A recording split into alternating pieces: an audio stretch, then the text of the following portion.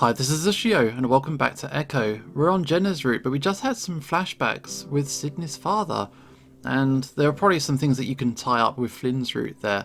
But that was pretty traumatizing, and we're gonna move on. We just had this nightmare and we're waking up from it. My eyes flutter open, and I'm greeted by sunlight pouring in through the thin curtains. At first I'm a little confused, until I realise I'm not in the same bed I've been in the rest of the trip. It takes me a minute to get control of my limbs again, and when I turn my head to the side, I see Jenna sound asleep beside me. The way the sunrise is shining through her blonde fur is just perfect. It's such a contrast to the dream from the night before, the details of which are already starting to fade, but some of the imagery remains. The van, the albino getting hit, the tarantulas in the back, the tall figure that was watching on the hill. Hurts to think about. I reach out a paw and gingerly stroke Jenna's shoulder. Seeing as TJ's out of the room, I scoot myself up behind her in optimal spooning position. Fortunately, thanks to the dream, I've awoken without morning wood for a change. The moment I touch her though, she rolls around, nuzzling her muzzle into the nape of my neck. Her whiskers tickle at my chin, and I have to make a concerted effort not to start giggling. She must not be as asleep as I'd thought, because she makes a contented noise as I run my paw down to her hip. She takes hold of my paw in hers and leans forward to kiss me. Not open mouth or anything gross and morning breathy like that, but enough to make my heart flutter. Her eyes open a crack, and she smiles as she sees me looking back at her. Hey. I peck her on the nose and can hear her tail thwap beneath the covers happily. You look beautiful. Truly? She inquires back, stretching her arms above her and yawning. Yeah. She squints at me for a moment. You have sleep crusties in your eyes. I blink. Oh, well, I just woke up? That's probably why. I rub my eyes quickly. She lets out a little laugh.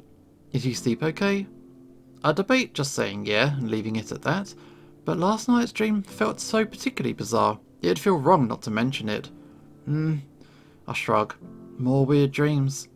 Had one where I simultaneously got hit by and ran over someone with a van. Like the perspectives switch back and forth. Oh, that's weird. At least it's not the recurring shadow you dream. Oh yeah, definitely. Seeing myself in the mirror is tough enough. I don't need to see that when I sleep. Chase, please. You're not that ugly. I frown. You have a wonderful way of making your reassurances simultaneously slight put-downs. Do I? Yeah. I'm being negged. Oh, shut up. I hate when guys do that. I'm just teasing you, Chase. Trying to rate someone's physical appearance has always been hard for me, especially when they're covered in eye gunk. Oh, come on. I'm gonna wipe it on you. Her face crinkles into a look of repulsion. Oh, gross. I pull her body close to mine, our chests pressed together. This softens her scowl a bit. You know, I keep dreaming about my grandmother. Really? Yeah, it's strange. Especially the one from last night. She pauses. I wait, looking at her expectantly. I was younger, and in my bedroom, back at my parents' place. Well, it didn't look like my bedroom, and everything was kinda hazy, but I could hear the old hot water heater in the corner. I was being read a story from one of those children's books with the golden spines. You know the ones, right? I nod. Oh yeah, wow. I hadn't thought about those in ages. My parents used to read them to me all the time when I was little. Couldn't fall asleep without them.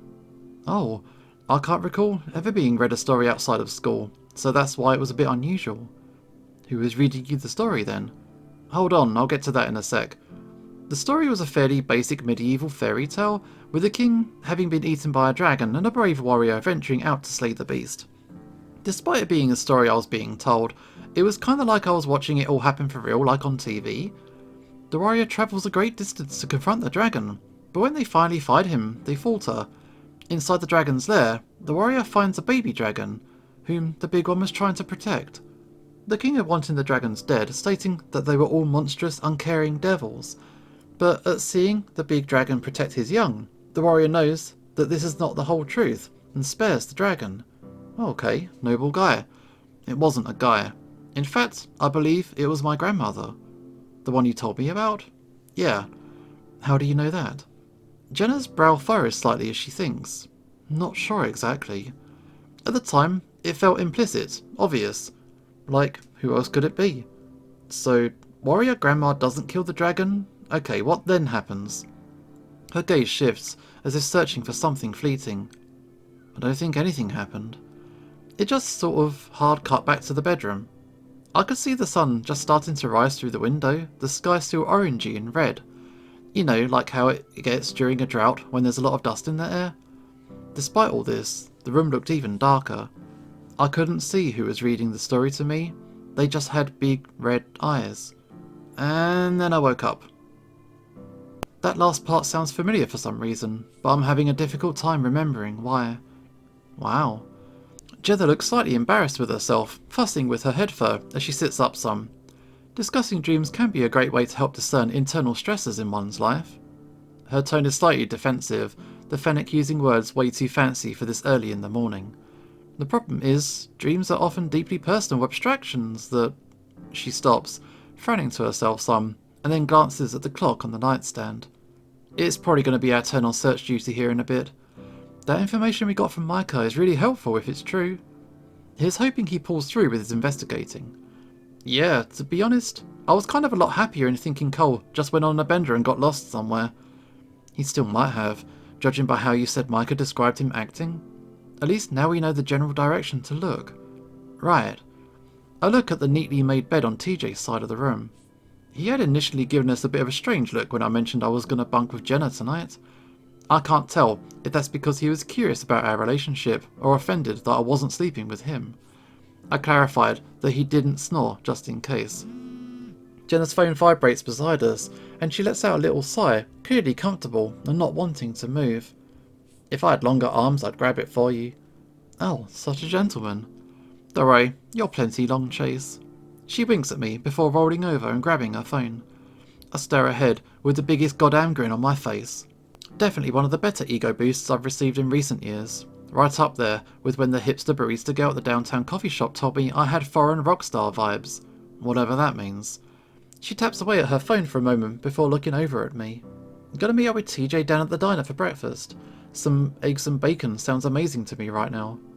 I'm usually not the sort of person who gets hungry as soon as they wake up, but that does sound pretty good. Yeah, and with some jam and toast too. Now you're talking. She gives my rump a little pat, and my heavy tail thumps against the mattress. I know you took one last night, but I should probably take a shower first. Gotta, get all the eye goop off me that's so offensive to you. Oh. She cants her head in my direction, setting her phone back down. Thank you for being so considerate to those around you, Chase. We appreciate it, truly. I grunt idly and slide myself off the other side of the bed. I'll meet you down at the diner. I'm going to walk down there this time. The reception's been kind of weird this morning, but I'll text TJ your order. Thanks. I give her a little thumbs up and she smiles, leaning over the edge of the bed to begin rifling through her suitcase. When I step out about 20 minutes later, I notice that my phone is flashing with that new notification light. I click it on and notice one new message. It's Micah. Your boyfriend is fucking shit up, hitting Clint. Get down here to Jasmine Street now. Leo, what are you doing? Ah, shit. God damn it, Leo. I sent out a big group text last night updating the group on what happened with Micah. Everyone got back to me except Leo, who never responded. Shouldn't have done the group text. It showed that he'd read the message though, so I didn't question it at the time. I quickly grab my keys and head out. I make sure to park at least a quarter mile down the street, past the intersection onto Jasmine. From there, I make my way on foot, huffing my way down the gravel road. As I fast walk, I notice there's little puddles everywhere, but there was no rain last night. At least, if there was, I was sleeping too deeply to notice. I can still practically smell the smoke of the bonfire from yesterday as I draw closer. I imagine they probably let it burn down to ashes last night, that group not seeming like the real fire safety type. Fuck you! A voice cracks through the silence, past the burnt-out trailer down in the valley. It's shrill and raspy, and a violent clash that sounds like garbage cans getting knocked over soon follows. It's unmistakably Clint. There's another voice that follows, this one's lower. It's quiet and threatening, but I can't quite make out what he's saying. Something about making Clint's life hell. There's an accent to the way the R's are being rolled, and I realise quickly it's Leo. His English always gets worse when he's emotional. I creep up beside the shed full of what looks like copper tubing, wondering if it's too late to turn back. Peering around the corner, I can see Clint knocked on his ass, A can of half-eaten beans spilled all over his crotch. He's almost completely covered in trash. Jeremy's also next to him, holding his arm and looking like he's about to start bawling. No sign of Micah or Heather though. Where is he, huh? You gonna tell me? Eat shit. I don't know where your fucking friend is. That's bullshit. Leo snaps back, Clint flinching some as he slides himself further behind the trash can he knocked over earlier. A hypodermic needle is dangling from his thigh, probably poking him through the jeans. He doesn't seem to notice, eyes flicking around wildly, as if searching for something.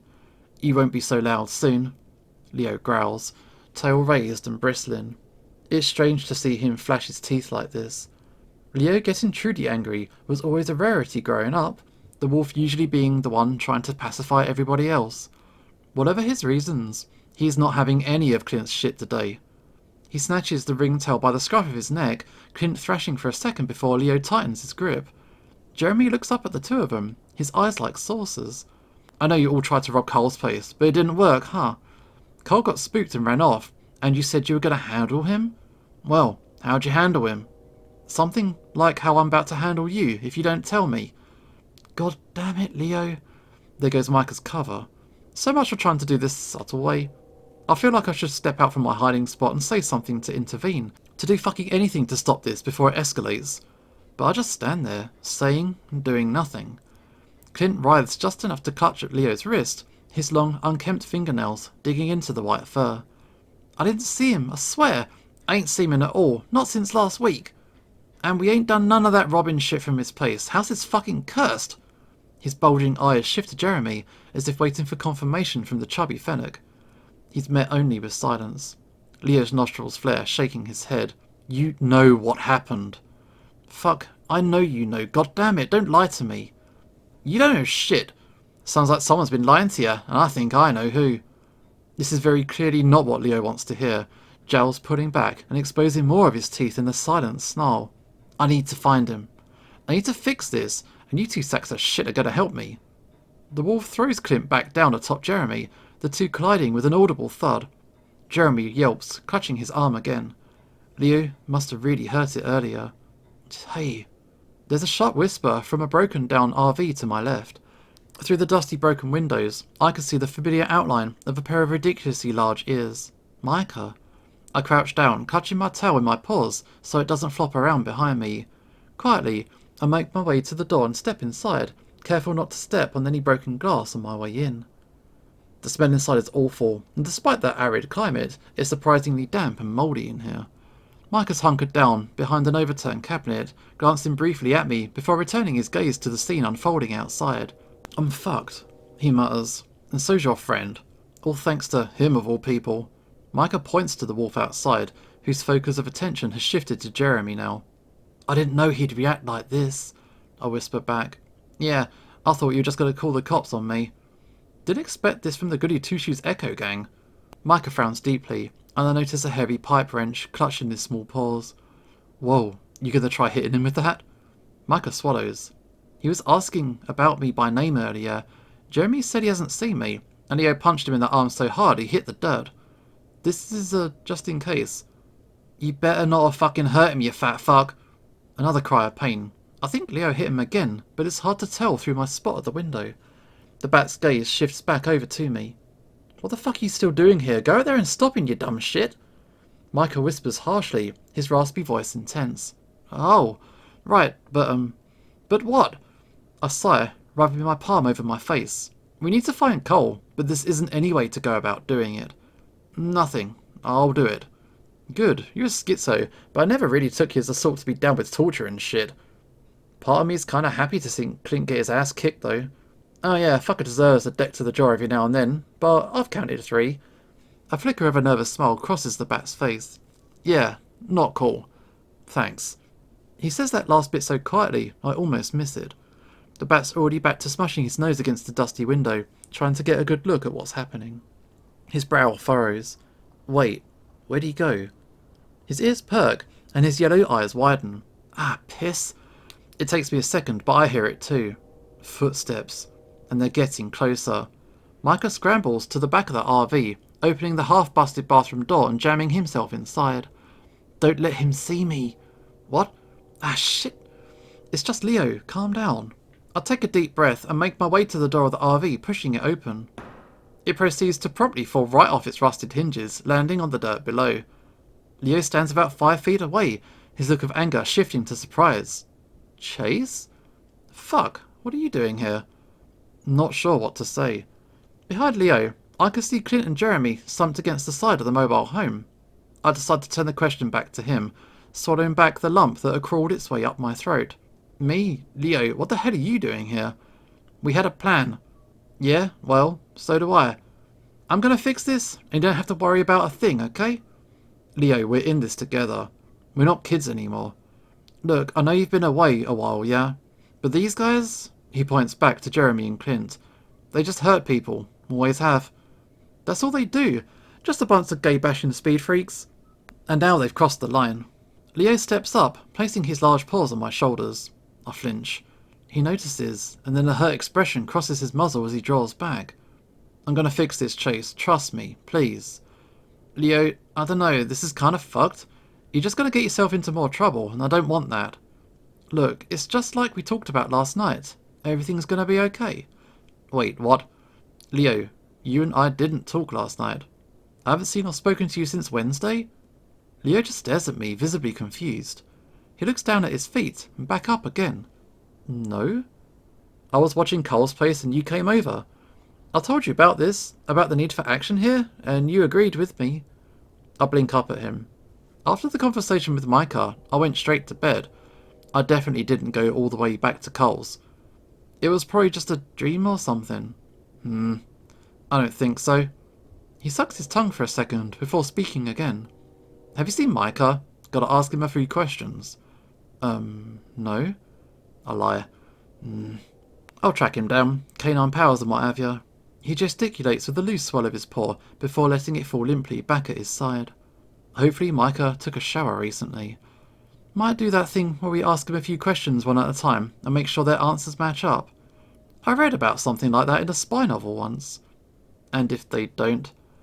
Leo looks at me as if he wasn't expecting me to ask that question. Well, let's hope they do, yeah? For their own good. He nods sagely, seemingly trying to ignore the fact that I'm staring at him like he's missing a few bolts. And when I don't say anything, he just sighs, turning to head back in the direction of Clint and Jeremy. Alright, you should head back to the motel and text the rest of the gang. I'll keep you updated. And if you see that, as Leo rounds the side of the nearby sheds, something large, brown and hairy juts forth and strikes him in the waist. He recoils, staggering to his knee with a gasp.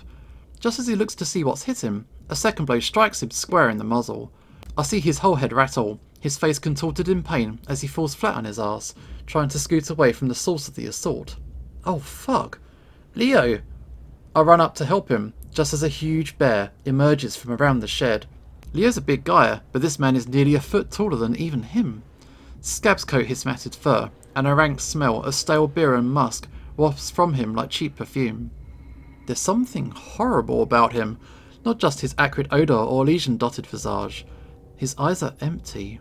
Empty not in a physical way, but there's something about his appearance that can't quite be put into words. A combination of factors that make him look like he just walked straight out of a nightmare. Brian, you're here. Shut up, man. Brian? God, this is fucking Brian? No wonder Micah wanted to try the subtle approach. What the hell? Brian chuckles down at Leo, and the first thing I'm struck by is how high-pitched his voice is. It's like this strange combination of a Valley Girl lisp mixed with a hit of helium. What you doing, boy? He kicks at Leo's leg, with the wolf grunting in pain. What you doing? He smiles, pleased with himself and his little ambush. You know this is my turf, right? You hurting my boys wasn't a kind thing. Where's Cole? Leo shouts, covered in dirt as he scoots back along the ground. Brian continues to approach him with that same smile, several of his teeth missing or half-rotted to corn kernel-like husks. He seems to ignore Leo's question, grabbing at the wolf's pant leg while Leo kicks fruitlessly at him. I've got to do something, and Brian hasn't seen me yet. For some reason, the first thing that flashes through my mind is, what would Jenna do? Next thing I know, I'm walking toward both of them. I see Jeremy in the distance, his eyes going wide. He mouths one word. Don't. Hey! Stop it! Right now! The bear stops what he's doing, looking at me with an indiscernible expression. Oh god, he's huge. Your behaviour's getting really inappropriate. Well, fuck me, it's you. Duke was right. You have been skulking around here these past weeks, haven't you? Leo growls, taking advantage of the distracted Brian by kicking him square in the nads as hard as he can. At least that's where it looks like he was aiming for. Instead, it hits his thigh and the bear stumbles back with a pained squeal. It's enough to give Leo some time to get back onto his feet. I grab my keys from my pocket. My car's still parked a hell of a long ways away. I've got no idea where Leo parked his van, or if he even drove here in the first place. Come on, Leo, let's go. No. He balls his paws into fists. He knows where a card is. This is our only goddamn chance, Chase. Get out of here, get safe. I blanch as he begins rushing the bear, dropping his shoulder for a football tackle. There's no way in hell Leo can take on this guy. Leo, goddammit! The impact is hard, two heavy bodies colliding with an audible smack. The two topple down upon a wooden pallet covered in loose metal pipes. Brian squeals again, thrashing like a spider that's just been spritzed with bug spray. The bear scratches at Leo, but Leo hits him hard in the face, again and again, pummeling the previously grinning mug into a twisted visage of agony. Brian's squeals turn to outright screams, like he's gone completely feral. Jesus, Leo. I said go! Brian jerks forward, sinking his yellow teeth into Leo's shoulder. The wolf's eyes go wide from the shock of pain. It's stunning him still, as he's held within the bear's jaws. He tries grabbing at the gnarly muzzle, but the bear only clamps down harder. I can see his nostrils dilating as his acrid breath puffs out in quick, enraged bursts. No! I've never won a fight in my goddamn life, but again, I have to do something. I run up and aim a kick at Brian square in the head, anything to get him off Leo. It's a glancing blow, but it's enough. I see his jaw unclench, just as my foot catches and I trip over both of them, splaying chest first into the dirt. Ow! Leo's gonna owe me so many beers after this.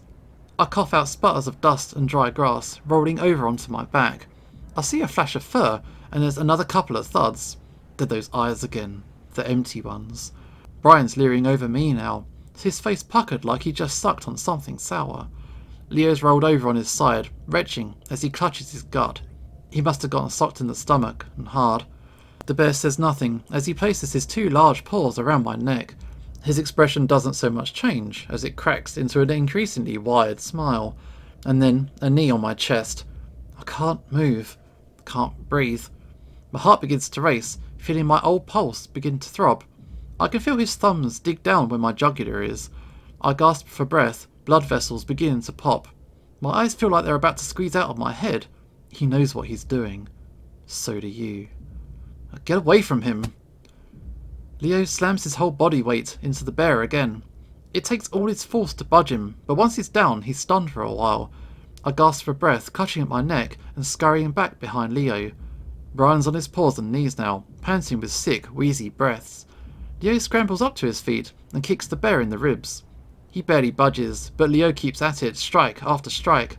He's swearing under his breath, a string of words in his native tongue flowing forth from between gritted teeth. I'm still having trouble catching my breath, my whole head throbbing and lights popping in front of my eyes. Brian yanks on the cuff of Leo's jeans and pulls the wolf down with him. He crawls on top, taking Leo's head in one meaty paw and banging it back against the ground. I can see him squeezing down, the wolf desperately flailing to get him off. He reaches for one of the pipes on the nearby pallet, but Brian catches it before he can get a hold on it. The bear pins both of his wrists above him, grinning in a sort of hazy rage.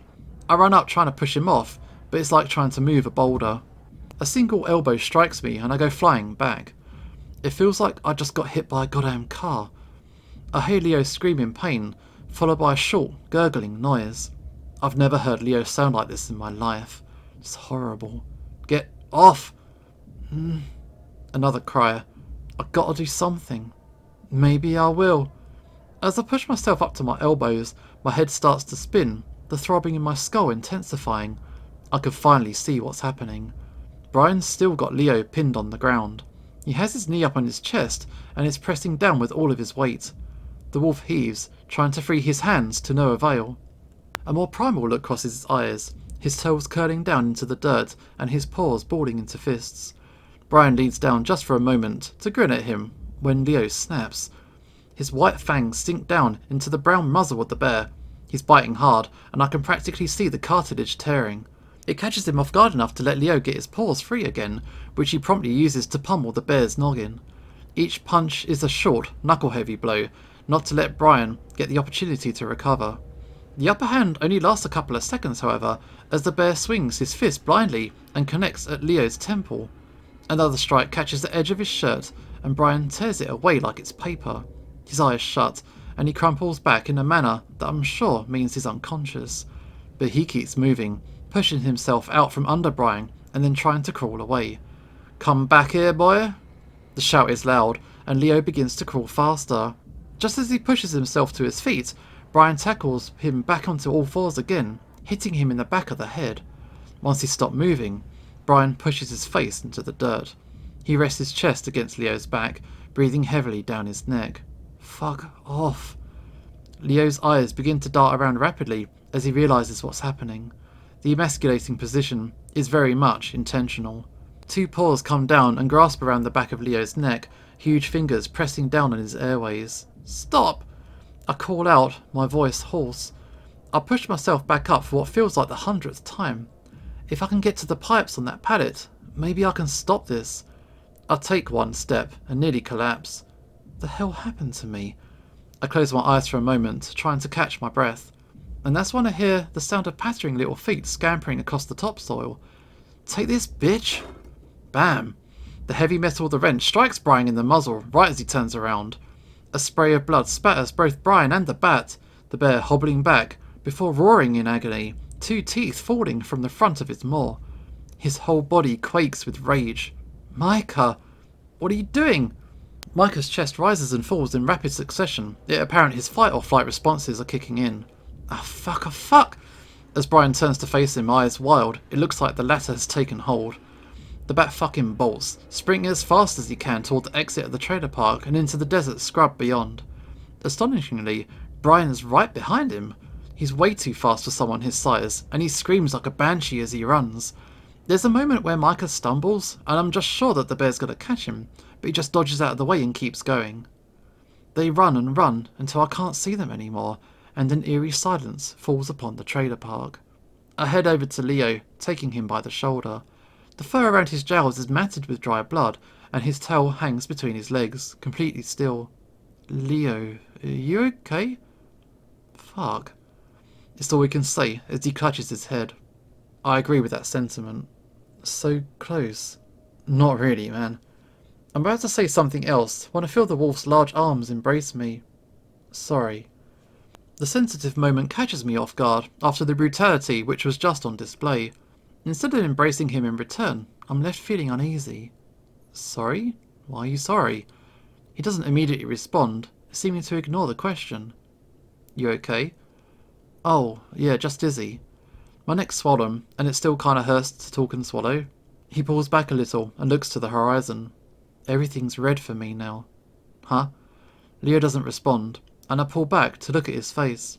He seems kinda distant, probably concussed.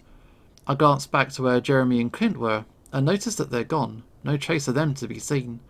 I think for a moment that I see the familiar white fur of Micah's head and shoulders in the distance, but he's well out of sight by now. God damn it, Micah saved you, you know that? "You saved me?"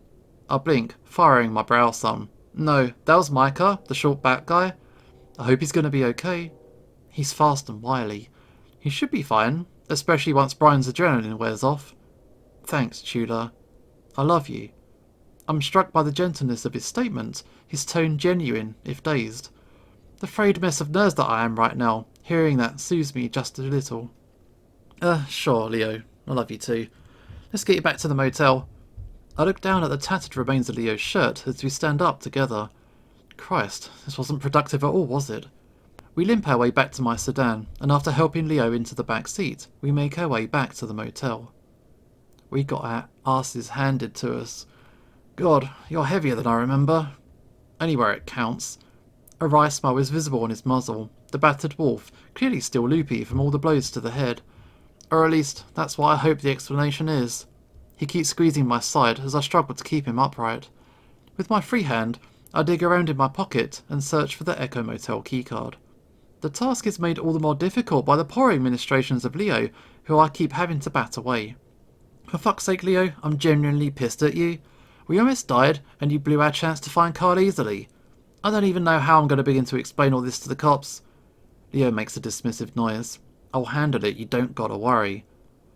I prop Leo up against the wall, giving him an incredulous look. Does he not even process what would have happened if Micah and I hadn't stepped in to help him? Leo, you just pissed off some kind of trailer park drug kingpin who now knows exactly who you are. That should concern the hell out of you. Nah. There's a distant look in his eyes.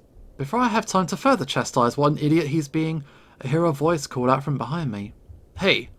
Jenna's holding a small plastic bag with the words "Thank you" printed over it over and over again in bold red lettering.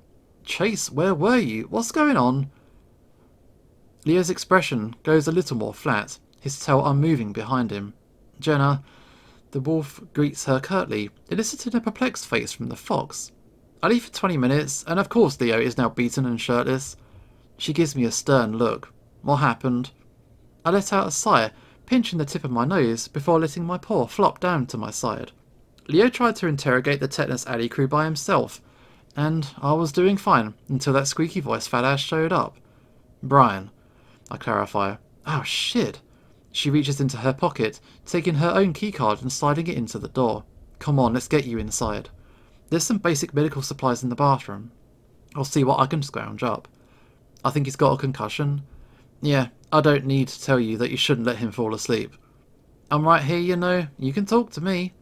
I would if I think it'd do any good, but you obviously don't listen to anything we say, as evidenced by this latest stunt.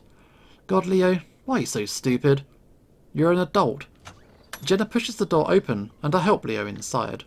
I'm trying not to look directly at him, but judging by the tenseness of his muscles, I can tell he is definitely not digging Jenna's scolding.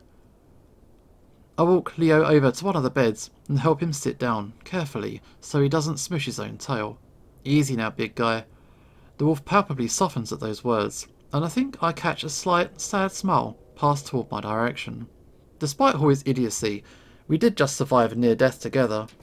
He pats my lower back some, just as Jenna shuts the door behind us. Leo gotta stop with the hands. I should probably text TJ. He's doing those sports medicine courses, so he might be able to help us out a bit. He left to continue the search with Flynn after you didn't show up. Though, honestly, I think we should drive him to urgent care down in Peyton. I look up at Leo, anticipating his response before he even speaks. I'm fine. Leo, I said I'm fine, yeah? You shouldn't be babying over me while Cole's still out there. You're right, we shouldn't be having to do this at all. Jenna walks past us both with a glowering look of paternal disappointment before heading into the bathroom. She does drop the bag of food next to us on the bed though. Ordinarily, I'd be concerned about getting grease on the covers, but considering the circumstances, I pull out a styrofoam container from the bag and pop it open. Inside are 2 grilled cheese sandwiches with toast, eggs and bacon pushed off to the side. It looks kinda haphazardly put together, but my grumbling stomach doesn't mind. I hand Leo a grilled cheese and take some bacon for myself. You feeling dizzy? Any sudden sharp head pains? Just some throbbing. But that's about par for the course when I'm around you. He grins for a flicker of a second before taking a huge bite of the sandwich. I can't help but stare at him wide-eyed, my face burning.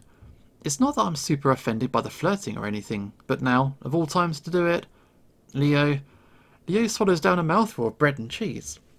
Judging by his expression, he doesn't seem to be a big fan of the taste. Yeah, sorry, just getting sleepy. I reach up, clutching his shoulder. Hey, come on, don't pass out on us. You know you can't do that now. Jenna returns with some hydrogen peroxide, gauze, and what looks like a bottle of paracetamol. I sent out a message to the group chat letting them know what's going on. The signal was getting kinda weird for a second, but it said sent. Jenna sits down beside the wolf with her can of disinfectant, to which Leo visibly recoils.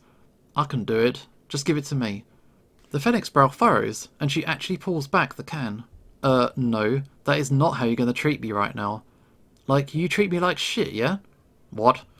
I know you've been talking ill of me behind my back, trying to keep Chase away. Jenna stares dumbfounded at Leo. I'm absolutely baffled by your priorities right now. I'm gonna assume that this is head trauma speaking. So what if it is? You know it's true. Leo shifts his gaze to me. She has, hasn't she? I sigh. I really wasn't prepared to deal with this confrontation right now. I probably should have spent more time with you, to make sure you didn't do anything like you just did. No, Chase, this is not your fault. The sooner Leo realises he's the one making mistakes, the sooner we can rally and figure out what we're going to do next. For Cole, remember him? The person we're actually trying to find? I wince, having agreed with the first part of what Jenna said, but it's definitely gone a step too far. Jenna, we're all concerned about Cole. I take the antiseptic spray and begin shaking the can before spritzing it onto a few of Leo's wounds. The wolf barely even reacts. His pain tolerance was always pretty heavy growing up. He'd win pretty much every game of slap hands or punch you punch me that Flynn or Cole devised. I used to find that sort of toughness attractive. Guys, let's focus. Jenna holds up the flat of her palm toward me, speaking with a curt tone. Chase, you don't really believe Leo's doing this out of the genuine goodness of his heart, right? That he has some kind of deep compassion for Cole. Hell, I've spoken with Cole online these past few years. Leo basically stopped talking to him the moment you left for college. That is 3 whole years of him not giving a damn. Leo's jowls pull back along the corners of his maw for a moment, before he reaches up and clutches his temple. Oh, that's real hypocritical of you to say. Don't. Jenna looks up at the ceiling, her usual cool and collected demeanour gone. It's clear Leo's actions have pushed her past the point of calm understanding. Don't what? Don't stop you from laying into me while you're guilty of the same? Yeah, you left everyone behind, didn't ya? Jenna looks stunned for a moment before her brow furrows once again. Oh yeah, Leo, a completely unjustified decision. Unrelenting neglect, abuse, and traumatic influence is no reason to distance oneself from the sacred nuclear family unit. It's not often that Jenna outright expressed what went on in her tiny house growing up. We all figured she wasn't keen on representing herself as someone to be pitied, so we generally didn't pry. Her bringing this up now definitely means this is a touchier subject, and Leo knows this. After this outburst and your latest behaviour, is it any wonder that we don't reach out to you much anymore? Leo's unfocused gaze shifts from Jenna to me, and back again. Chase talks to me. I squeeze Leo's shoulder. Guys, Cole? Let's focus on Cole. What we gonna do about him? I flash Jenna a pleading look. Yeah, he still messages me from time to time. I squeeze harder. He says he misses me, and that he can't wait to see me again. That he misses us being together. What? Jenna peers at Leo incredulously, her arms folded across her chest. When no one says anything in response, she unfolds her arms, her expression softening some. Wait, seriously? Her attention shifts to me. You been texting Leo that you want to get back together this whole time? No, not really. I barely text him. It's always late at night. Leo speaks with a droll monotone. My phone flashes and it's you. You bring up all the old times we messed around, and how you want to do it again. You get kind of intense too. Like last time, when you talked about, how you wanted to see me and you again. Leo, for fuck's sake. My face absolutely burns. I just want to throw my paw over his muzzle and shut him up. How could he be bringing this up at a time like this? Or bringing it up at all? Jenna's brow is raised high now. Before she can say anything, Leo speaks again, gesturing forward with jittery movements. I'm not fucking lying, yeah? I can show you the texts. I saved them. You got rid of them the next morning. Every time. A dull throb pounds within my head, the intrusive thoughts, as pointed as Jenna's gaze, which is very much aimed at me right now. They made you feel guilty. Out of everything, that's what you feel guilty about? Okay, wow. Neither of you told me any of this. I practically want to scream now. Cole, just focus on Cole. Anything to get the spotlight off me. Well, it wasn't really pertinent. It was just a couple of times over the span of 3 years. Chase, it is. At least somewhat. She hesitates a second, trying to find some gentle phrasing as she shifts her weight from one foot to the other. Not the nitty-gritty details, of course, unless we were all particularly inebriated. She looks between the two of us. At the very least, it partially explains Leo's behaviour, though I'm not saying it justifies it. Ah, there you go again. I'm right here, and you're still talking right over me. He hunches forward some. You're injured, Leo. Plus, your words and actions have been exceptionally irrational lately, so forgive me if you aren't given a spot at the grown-up table. Leo ignores her, beginning to mumble. At first I was confused. Why were you acting like this? trying to take away my chance to make things right. You've always been cruel, but never this bad, yeah? Cruel. Jenna lets out an amused but exhausted noise, pinching the bridge of her muzzle. Are you implying that I'm stealing Chase from you? As if he were an object to be conquered and taken? That's so regressive. Leo starts talking in that same deadpan voice before Jenna finishes. You know what you're doing. Attitude towards someone you claim to understand you so deeply. Jenna continues speaking, even throughout the wolf's words. But hey, that's just who you are. Leo, please, relax, stop talking. I begin wrapping gauze around some of the disinfected wounds. It's hard to tell and difficult to focus with what's going on, but some of these might require some stitches. His large head turns to look at me, but his pupils are hidden behind his half-open eyelids. Just close my eyes and fall asleep. Wait, no, don't do that. And then you're right there with me again. Jenna's nostrils flare, exasperated. I'm about to smack him awake. I frown. Don't do that either. You came down to Echo to surprise me the other week. I thought that was really nice of you. Showed you cared. I have no clue what he's talking about. For the past few weeks, I've been cramming for midterms and streaming old movies with Vincent in my dorm room. For a moment, I think Jenna gives me a slightly accusatory look, but doesn't say anything.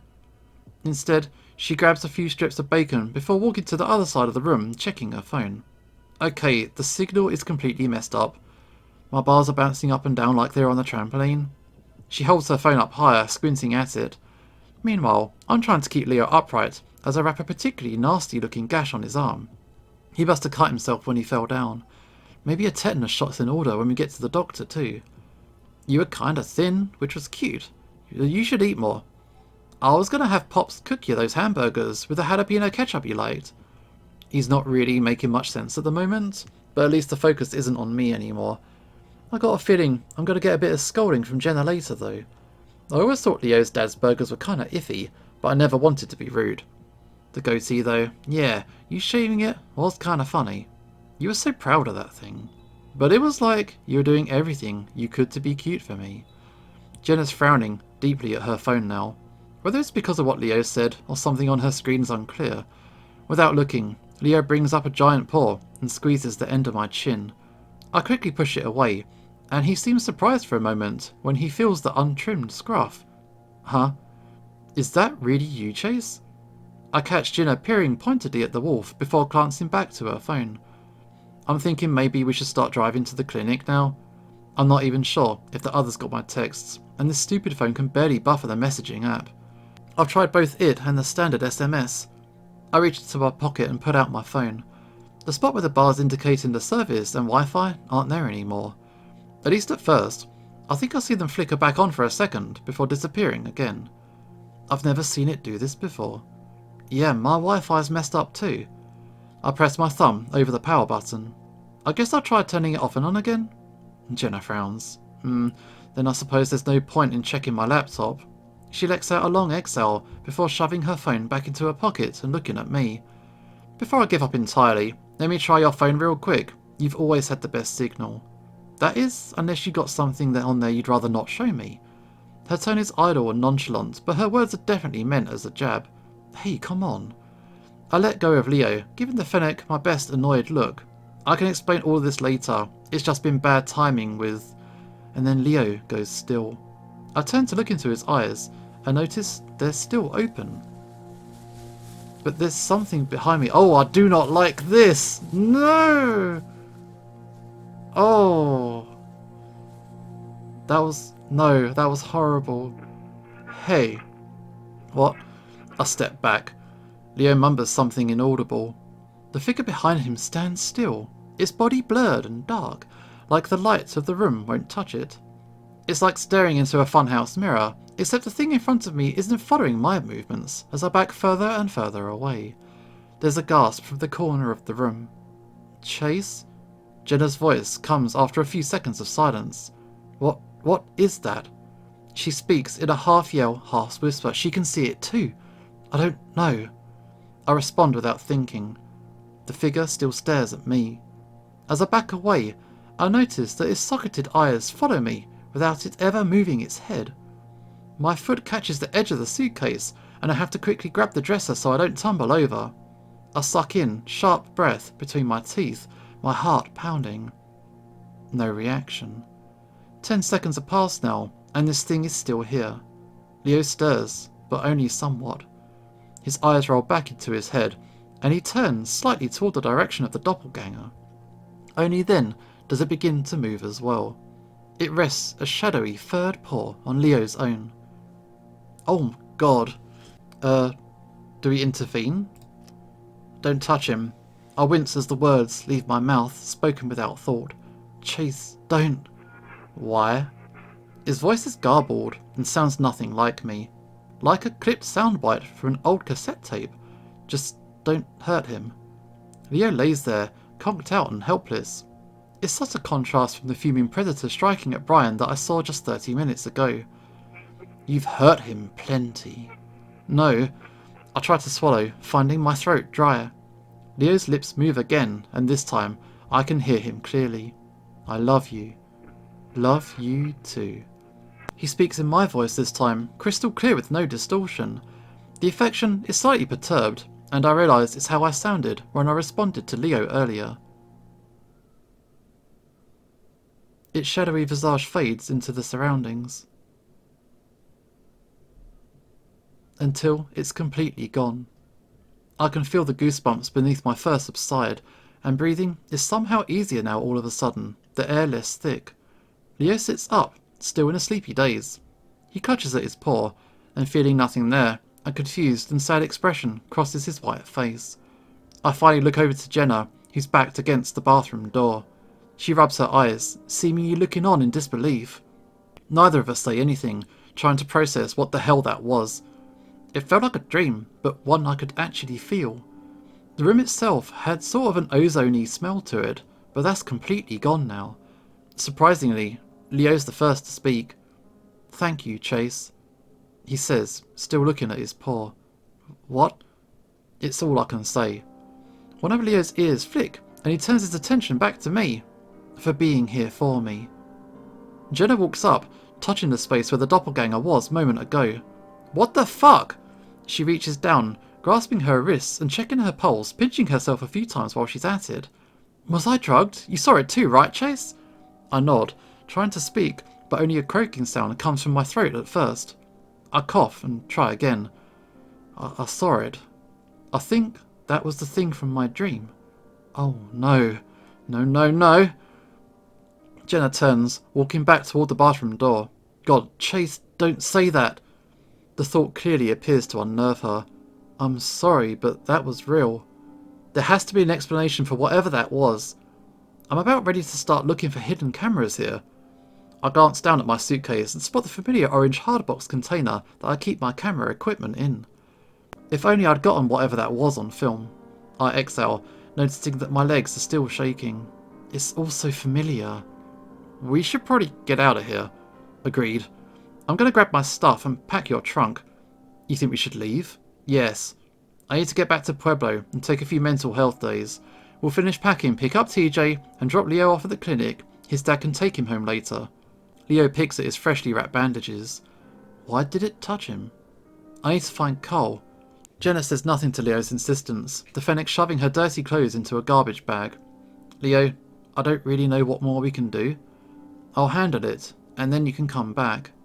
His red eyes meet mine for the first time in a while, and I'm struck by the level of compassion in them. For a second, it reminds me of the best moments of our relationship. With my heart still thudding, and my ears and legs weak, I managed to force a smile toward a dazed wolf. Right, of course. Doctor first, though. I'm about ready to check myself in, too. He cants his head, peering at me curiously. I'll find Cole, don't worry. There's a knocking on the window, awkward taps followed by a crooning falsetto voice. Cole! I found Cole! It makes Jenna and I jump, both of us freezing in place. Who's there? Leo asks sleepily. It's me, Micah. More knocking this time. It's a little bit harder. Micah. Leo blinks, suddenly seeming more awake. He clutches the end of the bed, pushing himself up onto his feet. The wolf's a little wobbly, his tail swaying behind him as he tries to keep his balance. Yeah, it's me. Open the door. There's something off about his voice. I don't think it's him. Leo steps over toward the window and draws the curtains before I can tell him to stop. The familiar outline of the bat's massive ears poke up over the bottom of the sill. He's crouched down, like he's afraid to be seen.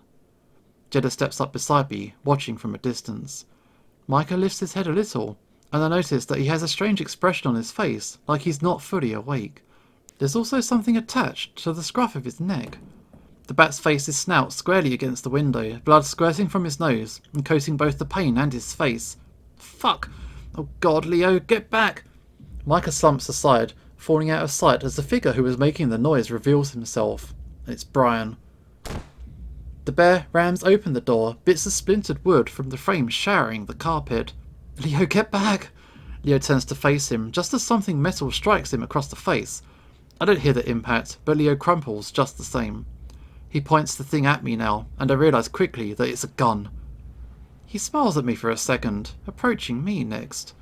I try to back up, but there's nowhere to run. He grabs me by the shirt, and I feel my body swing around. Don't you fucking...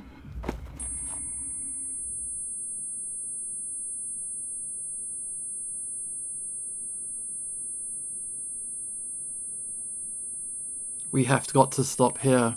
This has been an eventful episode with some horrendous stuff that has gone on. But we have to stop it here. This is Usha signing off, and hopefully I will see you next time.